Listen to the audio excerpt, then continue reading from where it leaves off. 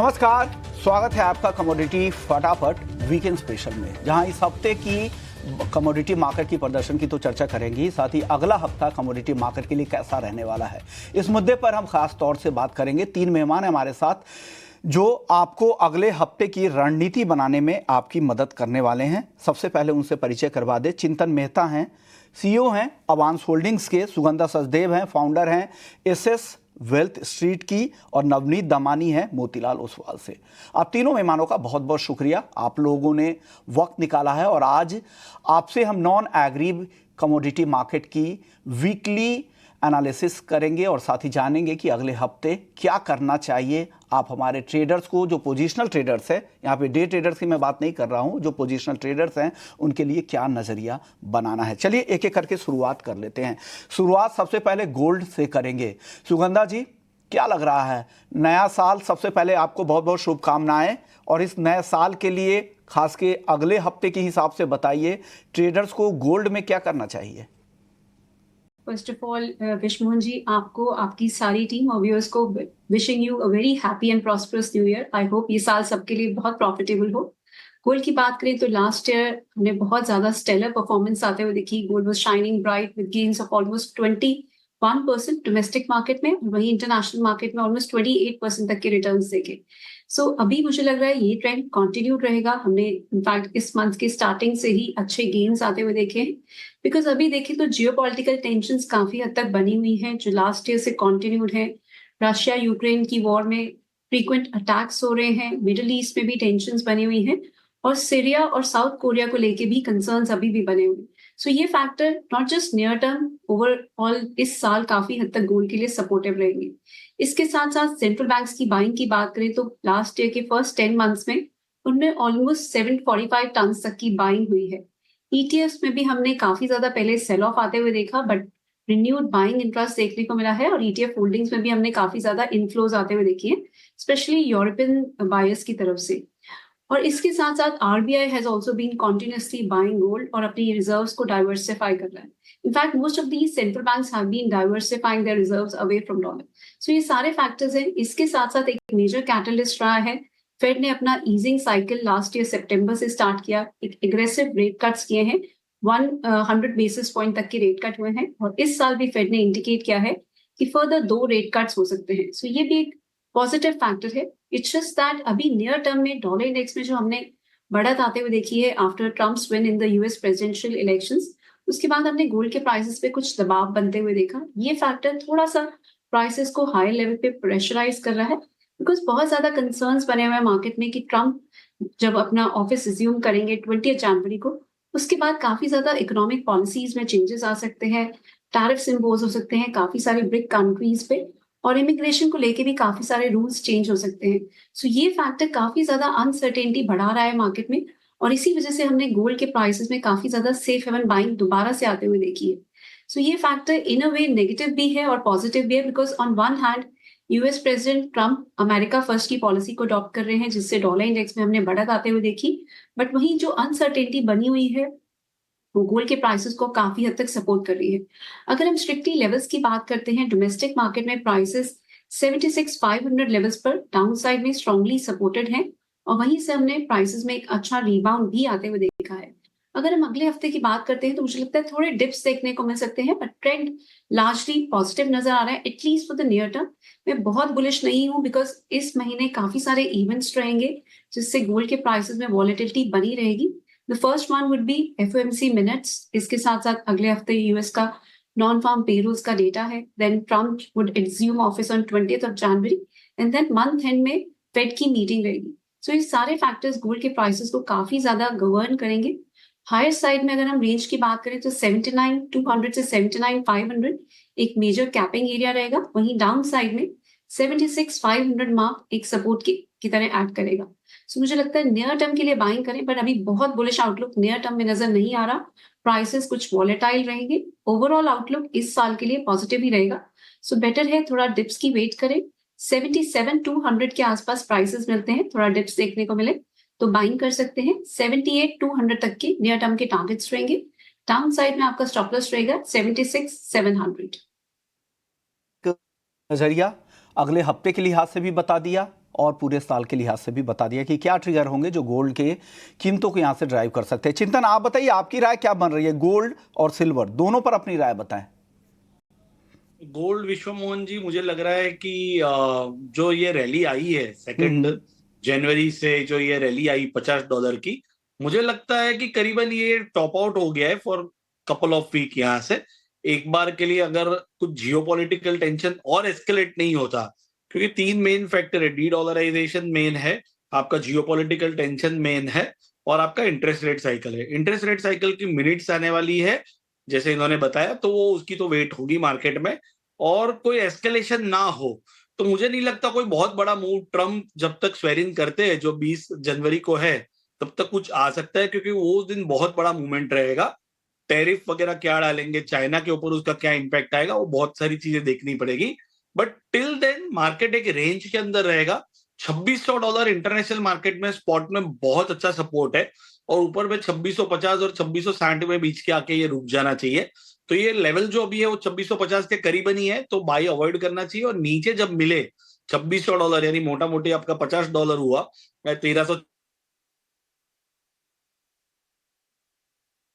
चलिए, तो आपकी कॉल हमारे पास है चिंतन। में एक बार वो कॉल्स आपको बता देता हूं कि चिंतन की राय क्या है। उन्होंने कॉमेक्स गोल्ड के लिहाज से राय दी है। उनको लगता है जो करंट लेवल पे सोना ना खरीदे, $2600 अगर कॉमेक्स गोल्ड आए तो खरीदे, डिप पर खरीदने की सलाह है। उनको लग रहा है कि 2580 और 2520 एक अच्छा सपोर्ट है। अगर उसके नीचे आता है, $2600 के नीचे भी कॉमेक्स पर गोल्ड आता है, तो इन सपोर्ट लेवल के आसपास भी आप यहां पर खरीदारी कर सकते हैं और धीरे धीरे आप गोल्ड को एक्यूमुलेट कर सकते हैं, ये सलाह है। और शॉर्ट टर्म में, क्योंकि बजट है, फिर ट्रंप भी व्हाइट हाउस पहुंचेंगे, तो उसके बाद पॉलिसी क्या रहती है, किस तरह से चीज़ें बदलती है, तो अभी लॉन्ग टर्म बेट ना लें, थोड़ा वेट कर ले, देख ले किस तरह से करेक्शन आता है, कहां पर आपको एंट्री के मौके मिलते हैं। लेकिन अभी के लिए यहां पर खरीदारी की जो लेवल है, जो सपोर्ट लेवल है, वो 2600 पहला, फिर 2580, फिर $2520 के आसपास धीरे धीरे करके खरीदारी कर सकते हैं। ये राय गोल्ड को लेकर है चिंतन की। और चांदी पर, कॉमिक सिल्वर पर चांदी ने जो राय दी है चिंतन ने, वो ये है, उनको लग रहा है कि करंट लेवल पर भी चांदी उनको अट्रैक्टिव दिख रही है, लेकिन कॉमिक सिल्वर उनको लग रहा है कि अगर $29.20 तक अगर कॉमिक्स पर चांदी आती है तो ये अच्छा एक्यूमुलेशन के लिए अच्छा जोन होगा। और स्टॉप लॉस इसके लिए आपको रखना है $28.70 का, और ऊपर में पहला टारगेट $31 का है और फिर दूसरा टारगेट $32 का है चांदी को लेकर।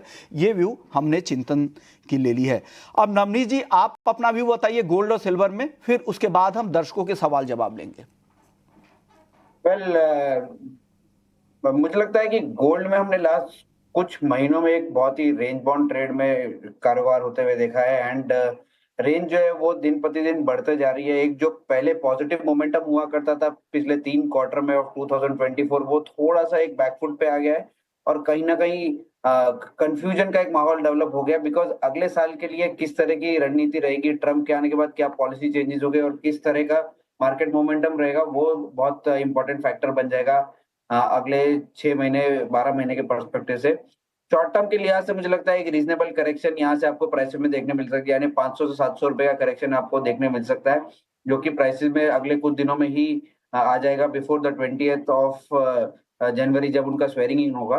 बट अगर वो करेक्शन आपको मिलता है, वो एक अपॉर्चुनिटी से ट्रीट करना चाहिए। 77,000 76,700 800 के आसपास एक बाइंग अपॉर्चुनिटी बनेगी, जहां पे एक रीजनेबल रिस्क रिवॉर्ड से आपको बाइंग अपॉर्चुनिटी मिलेगी, और upside target closer to life time high के आसपास होगा। तो मेरे हिसाब से इस साल को 2 हाफ में डिवाइड करके देखना चाहिए। फर्स्ट हाफ में थोड़ा सा प्रॉफिट टेकिंग या कंसोलिडेशन का रुख रह सकता है, और सेकंड हाफ में एक बड़ी इमर्जिंग तेजी देखने मिल सकती है across base metals, energy and industrial metals. तो चलिए, एक ब्रॉडर राय तो मिल गई है आप तीनों एक्सपर्ट से। अब अपने दर्शकों का सवाल जवाब का सिलसिला शुरू करते हैं। पहले दर्शक हमारे साथ गोपाल हैं दिल्ली से, सोने का टारगेट और स्टॉप लॉस पोजिशनल नजरिया से जानना चाह रहे हैं। बताइए नवनीत जी, इनको क्या सलाह देंगे? ट्रेडर हैं, टारगेट बता दीजिए, एसएलवी बता दीजिए। पोजिशनल नजरिए से देखना चाह रहे हैं तो मेरे हिसाब से ये सही समय नहीं है आपको बाय करने का। मेरे हिसाब से 500 से 700 रुपए नीचे आपको गोल्ड मिल सकता है for a medium term entry. 77,000 के आसपास बाय की है, 76,000 का आप स्टॉप लॉस लगाइए, एंड अपसाइड में आपको 78,500 79 तक के टारगेट देखने मिल सकते हैं। ओके, चलिए, ये राय है आ गई है। आप एक बार सुगंधा जी गोल्ड पर इनको व्यू दे दीजिए, गोपाल जी को।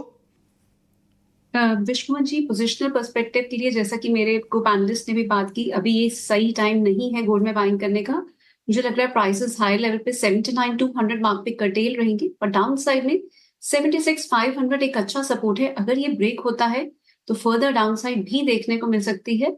हमने दिसंबर में भी कुछ हद तक करेक्शन आते हुए देखी और अभी भी मुझे लग रहा है हायर लेवल से थोड़ा सा सप्लाई प्रेशर रहेगा। बहुत सारे इवेंट्स हैं इस महीने, उस पर नजर रखनी होगी। उसके बाद हमारा बजट भी है, सो ये बहुत सारे फैक्टर्स रहेंगे जिसकी वजह से प्राइसेस में वॉलेटिलिटी देखने को मिलेगी। सो डाउन साइड में आपको अगर 72,000 से 73,000 की रेंज में मिलता है तो आप पोजिशनल पर्सपेक्टिव से सर्टेनली बाय कर सकते हैं और थोड़ा सा स्टैंडर्ड करें अपनी परचेजेस को। एक ही लेवल पर बाइंग करने की एडवाइस नहीं रहेगी। ओवरऑल आउटलुक गोल्ड के लिए पॉजिटिव ही रहेगा, बट यस, जिस तरीके के रिटर्न्स हमने पिछले साल आते हुए देखे उस तरीके के रिटर्न्स की एक्सपेक्टेशंस इस साल नहीं रखनी चाहिए। डबल डिजिट रिटर्न्स मिल सकते हैं, बट मैं सिल्वर में ज्यादा बुलिश हूँ इस साल के लिए as compared to gold. Gold में भी सर्टेनली बाइंग की जा सकती है, बट थोड़ा वेट करना प्रेफरेबल रहेगा अगर आपका लॉन्गर टर्म पर्सपेक्टिव है। अगर आप शॉर्ट टर्म इन्वेस्टमेंट के लिए देख रहे हैं तो सर्टेनली यहाँ पे भी बाइंग कर सकते हैं और थोड़े डिप्स 77,200 के आसपास, बट वो स्लाइटली शॉर्टर टर्म पर्सपेक्टिव रहेगा। लॉन्गर टर्म के लिए वेट करना प्रूडेंट रहेगा अभी। अगले दर्शक का सवाल ले लेते हैं। हर्ष हैं जयपुर से, नेचुरल गैस में क्या करना चाहिए? नेचुरल गैस में चिंतन जी क्या नजरिया है आपको कि जिस तरह की तेजी दिखी थी लेकिन उसके बाद अब मुनाफा वसूली शुरू हो गई है, अनुमान तो काफ़ी लगाए जा रहे थे कि सामान्य से ज़्यादा सर्दी रह सकती है, यूएस में इस तरह की रिपोर्ट आ रही थी, रिकॉर्ड यहाँ पर डिमांड रहने की संभावना थी, क्या आगे फिर से बड़ी तेजी की संभावना बन रही है क्या? हर्ष को क्या सलाह देंगे, ट्रेडर हैं ये? मुझे नेचुरल गैस हमेशा बाय ऑन डिप्स ही अच्छा लगता है और मैंने मेरी एडवाइस में भी यही बोला है कि फरवरी महीने का जो कॉन्ट्रैक्ट है वो करीबन 260 रुपया चल रहा है और वो आपको बाय करके ही चलना चाहिए और नीचे में 230 तक धीरे धीरे आप बाय करो। नेचुरल गैस बहुत ही वॉलेटाइल कमोडिटी है, तो आप आपके पूरे बेट एक आपके बेट लगने चाहिए। और अगर आप जब से क्लाइमेट तो यूएस के अंदर होती है वो जनवरी और फरवरी महीने में ज्यादा होती है देन नवंबर एंड दिसंबर जो पहले हुआ। अगले दर्शक हमारे साथ हैं, कृष्ण हैं दिल्ली से। कॉपर में आगे क्या लग रहा है? नवनीत जी, कॉपर में आपको यहां से कैसा दिख रहा है? कॉपर पोजिशनली आपको क्या करना चाहिए कॉपर में? वेल, मुझे लगता है कि कॉपर प्राइसेस थोड़े से कंफ्यूज जोन में है और यहाँ से एक लंबी तेजी होने के लिए पहले कंसोलिडेशन का रुख आना जरूरी है। हमने एक ठीक ठाक कंसोलिडेशन पिछले क्वार्टर में देखा है और मुझे लगता है कि यहाँ से भी एक थोड़ा बहुत साइडवेज ट्रेंड देखने मिल सकता है। निचले लेवल्स में 780 का स्तर भी मुझे लगता है कि आपके कॉपर देखने मिल सकता है, तो यहाँ पर बाय नहीं करना है, वेट करना है करीब 2 से 3% करेक्शन का। वहां पे एक अच्छी अपॉर्चुनिटी अराइज होगी जो कि आपको 5-7% का अपसाइड दे सकेगी, तो 780 पे बाय किया जाए। करेंट लेवल पे ना खरीदे, 780 का लेवल दिखे फिर कॉपर खरीदे, ये नवनीत जी की सलाह आपके लिए है। अगले दर्शक है हमारे साथ, नितिन है कानपुर से। चांदी में क्या करना चाहिए? लॉन्ग पोजीशन इन्होंने बना रखी है, निकल जाएं या अभी बने रहें? क्या करना चाहिए चिंतन जी इनको चांदी में? चलिए चिंतन जी आपके पास दोबारा आएंगे। नवनीत जी आप इनके सवाल के जवाब दीजिए। इन्होंने लॉन्ग बेट ले रखी है, क्या निकल जाए या बने रहें अभी? मेरे हिसाब से चांदी में लॉन्ग बेट आपको 90,500 से 91,500 तक का लेवल दिखाएगी तो निकल जाना चाहिए। एक ठीक ठाक करेक्शन चांदी में भी आने वाले दिनों में देखने मिल सकता है। काफी पॉजिटिविटी ऑलरेडी प्राइस इन हो गई है across base metal and precious metal complex, तो एक रीजनेबल करेक्शन मैं एंटिसिपेट करता हूं जो कि प्राइसेस को 86,000 और उसके भी नीचे ले जा सकती है। तो सेल करके चलना चाहिए ऊपर में, ये ज्यादा बेहतर विकल्प रहेगा। और अगर आपका बाय पोजीशन है तो 91,500 के आसपास निकल जाइए। चलिए अब क्रूड पे और नेचुरल गैस पे काफ़ी सवाल आ रहे हैं। नेचुरल गैस के सवाल ले लेते हैं। एक दर्शक है जमील भाटी और दूसरे दर्शक है अल्पेश हैं राजकोट से। एक पूछ रहे हैं कि नेचुरल गैस को करंट लेवल पे खरीदें या बेचें, और दूसरा पूछ रहे हैं कि इसमें ऑप्शंस की कोई स्ट्रैटेजी है तो वो बता दे। सुगंधा जी आप बताइए, एनजी में खरीदना चाहिए या बेचना चाहिए? अगर ऑप्शंस में कोई ट्रेड हो तो साथ में वो भी बता दीजिएगा, फ्यूचर्स और ऑप्शन दोनों में बताइएगा। विश्वमोहन जी, अगर हम नेचुरल गैस के प्राइसेस को देखें तो हमने सिग्निफिकेंट स्पर्ट आते हुए देखा है। जहां यूरोपियन नेचुरल गैस की प्राइसेस की बात करें तो ऑलमोस्ट 14 मंथ के हाइस पे है और डोमेस्टिक मार्केट में भी मल्टी मंथ हाइस पे प्राइसेस ट्रेड कर रहे हैं। इसका मेजर कारण रहा है कि जो रशिया यूक्रेन की गैस ट्रांजिट डील थी वो एक्सपायर हो गई है और उसी वजह से हमने प्राइसेस में मेजर स्पाइक आते हुए देखा। इसके साथ साथ काफी ज्यादा कोल्ड वेदर की एक्सपेक्टेशंस बनी हुई हैं यूरोप में भी और यूएस में भी। ये दोनों फैक्टर्स भी काफी सपोर्टिव रहे। आज के सेशन में देखें तो काफी ज्यादा नजर रहेगी यूएस नेचुरल गैस इन्वेंट्रीज की तरफ, जहां एक्सपेक्टेशंस बनी हुई है कि इन्वेंट्रीज में काफी सिग्निफिकेंट ड्रॉडाउन देखने को मिल सकता है, but still prices already over stretch नजर आ रहे हैं। मुझे लग रहा है यहाँ से सेलिंग की स्ट्रैटेजी रखनी चाहिए, थोड़े राइज की वेट करें। 315 के लेवल्स पर आप शॉर्ट पोजीशंस इनिशिएट कर सकते हैं। स्ट्रिक्ट स्टॉप लॉस रहेगा 332 और डाउन साइड में I am expecting levels of around 285। So, मुझे लगता है थोड़ा राइज मिले तो यहाँ पर सेल करके चलना चाहिए, बिकॉज ये सारे फैक्टर्स जो कोल्ड वेदर की एक्सपेक्टेशंस है ये सब ऑलरेडी प्राइस्ड इन है।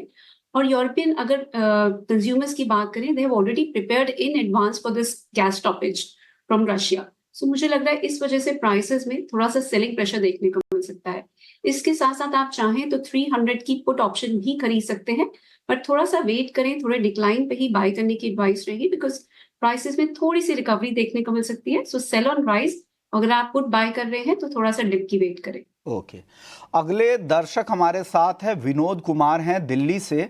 इनका सवाल है कि 6350 के स्ट्राइक की क्रूड की कॉल इन्होंने खरीदी है, आप पूछ रहे हैं कि क्या करें। और दूसरा सवाल है कि अगले हफ्ते के लिए अगर कोई नई स्ट्रेटजी भी क्रूड में हो तो वो भी बता दीजिए। नवनीत जी, आप जवाब दीजिए, क्या करना चाहिए इनको? 6350 के स्ट्राइक की कॉल भी है और नई स्ट्रेटजी भी जानना चाह रहे हैं अगले हफ्ते के लिहाज से। विश्वनाथ जी, कल के सेशन में हमने एक बहुत अच्छा उछाल देखा था क्रूड ऑयल प्राइसेस में, और आज के सत्र में थोड़ी सी नरमी या कंसोलिडेशन देख रहे हैं। मेरे हिसाब से बायस अभी भी पॉजिटिव है। 6350 6400 तक का स्तर अपने को यहाँ से अगले हफ्ते के अंदर या मे बी 4 से 5 ट्रेडिंग सेशन में देखने मिल सकता है। तो बाय ऑन डिप्स की स्ट्रेटेजी रखनी चाहिए। इनका जो ऑप्शन 6350 का कॉल ऑप्शन ओपन है वो होल्ड कर सकते हैं। रहा सवाल नई स्ट्रेटेजी बनाने का, तो मेरे हिसाब से अगर मंडे को आपको 6250 6200 के बीच में फिर से सिल्वर के क्रूड के प्राइसेस मिलते हैं तो 6300 का कॉल ऑप्शन भी आप बाय करके स्ट्रेटेजी बना सकते हैं। बायस थोड़ा सा पॉजिटिव साइड पे भी अगले 5-7 ट्रेडिंग सेशन के। ओके, अगले दर्शक हमारे साथ किंजल शाह हैं। 88,600 रुपए पे इन्होंने चांदी खरीदा है, पूछ रहे हैं कि क्या करें, होल्ड करें, पोजीशन को अगले हफ्ते के लिए लेकर जाएं क्या? सुगंधा जी, क्या सलाह देंगी इनको आप? विश्वमोहन जी, सिमिलर लेवल्स पे ही मैं बाइंग की भी एडवाइस दूंगी। जिस लेवल पे इनकी ऑलरेडी बाइंग है तो मेरी एडवाइस रहेगी इस पोजीशन को होल्ड करें। नियर टर्म के लिए सिल्वर प्राइसेस में 87,000 मार्क पर एक बहुत स्ट्रॉन्ग सपोर्ट है। मैं बहुत बुलिश नहीं हूँ सिल्वर के प्राइसेस में, बट यस, यहाँ से नियर टर्म में एक अपसाइड देखने को मिल सकती है, बिकॉज डॉलर इंडेक्स में हमने हायर लेवल से कुछ हद तक दबाव बनते हुए देखा है। इसके साथ साथ उम्मीद बनी हुई है कि चाइना फर्दर स्टिमुलस मेजर्स लेके आएगा। चाइना ने अपने गवर्नमेंट वर्कर्स की सैलरी को अभी वन ऑफ इवेंट में इंक्रीज किया है, जिससे $20 बिलियन इंजेक्ट हो सकते हैं इकोनॉमी में। इससे भी कुछ हद तक सिल्वर एंड सारे बेस मेटल्स की डिमांड पे इम्पैक्ट देखने को मिल सकता है। सो सिल्वर के लिए नियर टर्म के लिए 90,500 तक के टारगेट्स देखने को मिल सकते हैं फर्स्ट, एंड देन अगर 90,500 का लेवल ब्रेक होता है तो 91,200 तक के लेवल्स देखने को मिल सकते हैं। वहां पर मेरी एडवाइस रहेगी कि आप अपना प्रॉफिट बुक करें, एग्जिट करें। दोबारा से लोअर लेवल्स मिलेंगे सिल्वर में, और पोजिशनल पर्सपेक्टिव से सिल्वर में बाइंग की अपॉर्चुनिटीज दोबारा से इमर्ज होंगी। This is a short term trade. Longer term के लिए we are very bullish on silver, but बहुत ज्यादा अभी के लिए तेजी नजर नहीं आ रही है सिल्वर में। ओके, चलिए अब बात कर लेते हैं फिर से क्रूड की। विवेक सिंह हैं अहमदाबाद से। 5,950 के स्ट्राइक की क्रूड की कॉल इन्होंने खरीदी है 15 जनवरी वाली, और 350 इनका बाइंग लेवल है। सुगंधा जी, क्या सलाह देंगी इनको? जी विश्वमोहन जी, मुझे लग रहा है 6350 एक मेजर हर्डल रहेगा क्रूड के प्राइसेस के लिए। सो मुझे लग रहा है थोड़ा सा अगर आपको ऊपर मिलते हैं प्राइसेस, आप इसमें एग्जिट करें। 6350 के ऊपर अभी मुझे प्राइसेस सस्टेन करते हुए नजर नहीं आ रहे हैं, बिकॉज अगर हम डाउन साइड से देखें तो ऑलमोस्ट हमने 5800 से एक स्ट्रेट रैली आते हुए देखी है प्राइसेस में। अभी मार्केट की काफी ज्यादा नजर रहेगी यूएस में इकोनॉमिक पॉलिसीज जो होंगी प्रेसिडेंट ट्रम्प के अंडर, और चाइना किस तरीके से अपनी इकोनॉमी को रिवाइव करता है। बट वहीं अगर हम देखें तो ओपेक ने इस साल के लिए अपने डिमांड आउटलुक को कम किया है, सो वो कुछ हद तक प्राइसेस पे प्रेशर डाल सकता है। सो 6350 के आसपास जो आपने कॉल ऑप्शन बाय कर रखी है 5900 की, बेटर रहेगा उसको प्रॉफिट बुक करें, एग्जिट करें। दोबारा से आपको लोअर लेवल्स मिलेंगे ऑफ ऑलमोस्ट 6080, वहां पर आप दोबारा से एक फ्रेश पोजीशन इनिशिएट कर सकते हैं। नियर टर्म में आपको 6350 तक के लेवल्स देखने को मिल सकते हैं, बट बेटर रहेगा वहां पर प्रॉफिट बुक करना। ओके, तो प्रॉफिट बुक करना भी ना भूले, ये भी ज़रूरी है, तो वहाँ पे निकल जाए, फिर लोअर लेवल पे मौका मिले, फिर आप री एंट्री उस कॉल की पोजीशन में कर सकते हैं। ये सलाह सुगंधा जी की तरफ से है। चलिए अगले दर्शक का सवाल ले लेते हैं। रमेश हैं कर्नाटक से, एडवोकेट हैं और जानना चाह रहे थे कि गोल्ड एंड सिल्वर किस लेवल पे सेल करना चाहिए, वो लेवल जानना चाह रहे हैं। चिंतन जी आप बताइए, एडवोकेट है तो उस हिसाब से ही कॉल दीजिएगा, किन लेवल पे इनको सेल पोजीशन लेनी चाहिए, या अगर इनके पास पहले से है तो कहां पर निकल जाए। विश्व Mohan ji, honestly V8 एबेंस naked short करना मैं गोल्ड में सलाह ज्यादा नहीं दूंगा। अगर इनकी स्पेशली ये इस फील्ड से नहीं है, लॉयर है, तो इनको बहुत ही एहतियात रखना होगा, क्योंकि ये जो ग्लोबल फिनोमिनन चल रही है अभी और जो रिस्क चल रहे हैं वहां पे प्रॉफिट बहुत लिमिटेड हो सकता है बट लॉस बहुत ज्यादा हो सकता है। बट अगर इनका रिस्क एपेटाइट अलाउड कर रहा है और उनका अगर क्वांटिटी कम है तो मुझे लगता है $2650 और $2660 और गोल्ड जो MCX के टर्म्स में है 78,000 के करीबन इनको बेचना चाहिए, और ऊपर में 78,250 का स्टॉप लॉस रख के नीचे में 77,000 पे बाई कर लेना चाहिए। बट ये शॉर्ट टर्म व्यू है। मेरे ख्याल से इस माहौल में गोल्ड को लॉन्ग टर्म में शॉर्ट नहीं करा जा सकता है। ओके, लॉन्ग टर्म में शॉर्ट नहीं करना चाहिए। नवनीत जी आप कुछ ऐड यहाँ पर करेंगे, इनके लिए लेवल जानना चाह रहे थे कहाँ पर सेल करना चाहिए, हो सकता है इनके पास हाजिर में भी हो या फिर सेल की पोजीशन बनाना चाह रहे हो। आप कुछ लेवल्स की बात करेंगे, इनको कुछ शेयर करना चाहेंगे नवनीत जी। 78,100 78,200 के रेंज में आप गोल्ड सेल की स्ट्रेटेजी बना सकते हैं, और चांदी में 90,500 से 91,000 के आसपास आप सेल की स्ट्रेटेजी बना सकते हैं। दोनों ही थोड़े से कंफर्टेबल लेवल लग रहे हैं, और अगले मेरे हिसाब से आज के सेशन शाम को या मंडे तक आपको ये भाव मिल जाएंगे जहां पे आप सेल की स्ट्रेटेजी बना सकते हैं। स्टॉप लॉस आपका 91,500 के ऊपर रहेगा चांदी में, और गोल्ड में आपका रहेगा 78,600 के ऊपर। चलिए अगले दर्शक का सवाल ले लेते हैं। परवीन है पुणे से, फिर से नेचुरल गैस पे सवाल आ गया है। चिंतन जी आप बताइए एनजी में इनके लिए क्या सलाह देंगे परवीन जी के लिए।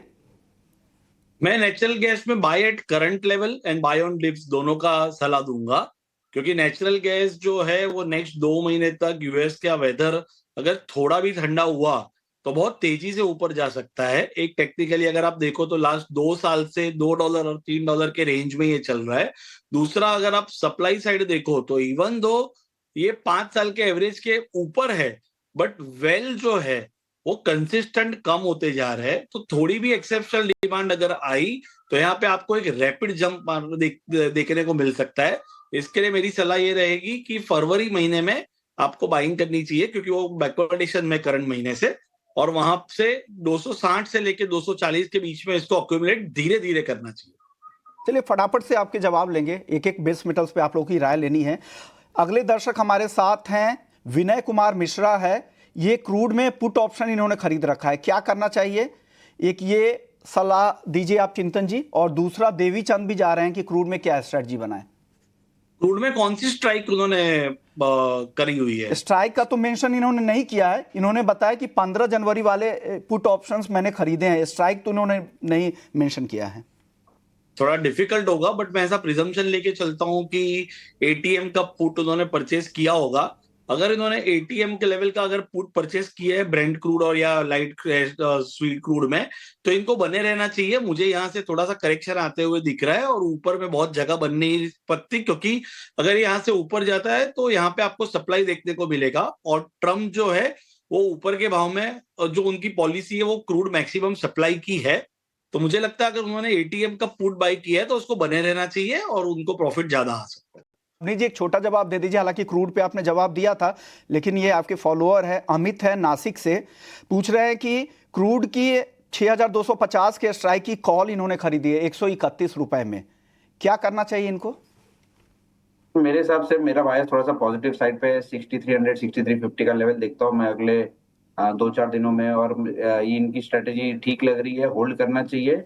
अगर 6200 के आसपास आ जाता है तो चाहे तो और ऐड कर सकते हैं 6250 या 6300 का पुट। इवेंचुअली आपको 6350 के ऊपर का एग्जिट कुछ दिनों में मिलना चाहिए। आपने एल्युमिनियम पे काफी बुलिश कॉल भेजी थी चिंतन, छोटा जवाब दे दीजिए, वक्त कम है, 20 सेकंड में बता दीजिए एल्युमिनियम में क्या राय बन रही है। एल्यूमिनियम अगर आप देखोगे तो एलएमई और एसएचएफई दोनों में जो है वो इन्वेंट्री बहुत कम है, और मुझे लगता है यहाँ पे 230 और 235 और 240 के बीच में बाई करना चाहिए। नीचे में इसमें ज्यादा जगह नहीं है, लेकिन ऊपर अगर अपने को चाल मिली तो 275 280 के टारगेट देखने को मिल सकते हैं। ओके, तो ये जो व्यू है ये 6 से 9 महीने के लिए है Chintan ji? Yes, 6 to 9 month. Okay, जाते जाते कोई डिस्क्लेमर देना चाहेंगे चिंतन आप?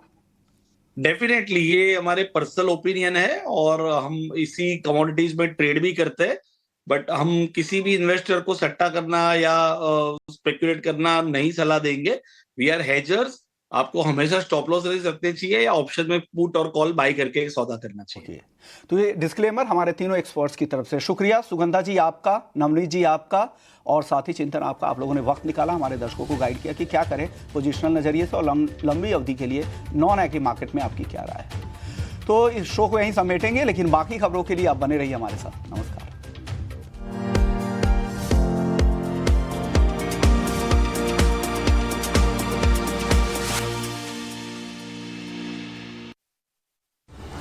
in association